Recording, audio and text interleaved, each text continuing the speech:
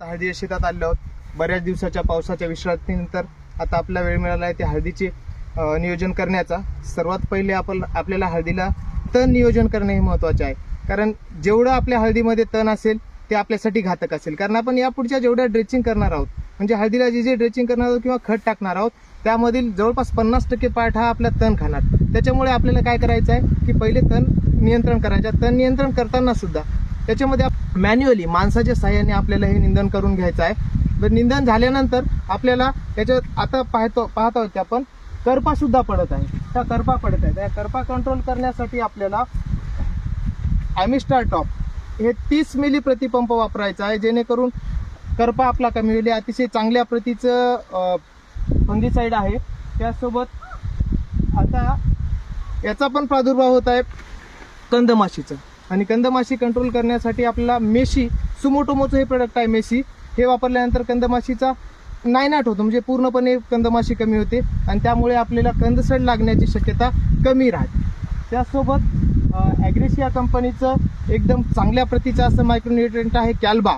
या कॅल्बामध्ये calcium, zinc, boron असे उच्च प्रतीचे मायक्रोन्यूट्रिएंट आहेत, ज्यामुळे आपली हळद चांगली होती। आणि आत्ताच्या कंडिशनमध्ये हळदीला कॅल्शियम आणि बोरॉनची गरज असल्यामुळे हे अतिशय चांगल्या प्रतीचं असं ॲग्रेसिया कंपनीचं प्रोडक्ट आहे। याचा प्रतिपंप 40 ते 50 मिली एका पंपाला टाकायचं। त्यासोबत व्हॅलिडामायसिन जे आहे, म्हणजे आपण इतके दिवस ट्रिप्टोसायक्लिन जे वापरत होतो त्याचप्रमाणे आता आपल्याला व्हॅलिडामायसिन घ्यायचं आहे। हे अँटीबायोटिक्सचं काम करते, म्हणजे जे आपण बुरशीनाशक टाकणार आहोत त्या बुरशीनाशकाला दुप्पट करण्याचं काम, म्हणजे त्याचं काम वाढवण्याचं काम करते। त्यासाठी आपल्याला व्हॅलिडामायसिन 40 मिली प्रतिपंप वापरायचा।